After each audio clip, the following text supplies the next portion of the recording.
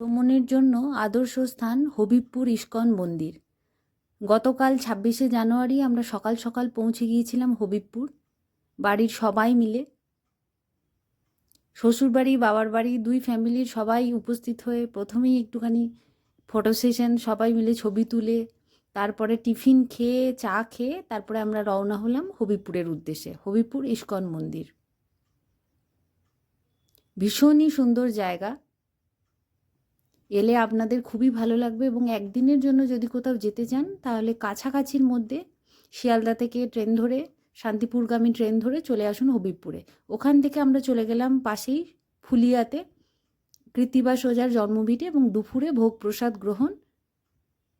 দেখুন এই ভোগ প্রসাদের থালি, এবং অবশেষে বেশ কিছু ছবি তুলে আবার আমরা বাড়ির উদ্দেশ্যে রওনা হলাম। কেমন লাগলো আমাদের এই শর্ট ভিডিও অবশ্যই জানান, কমেন্ট করুন।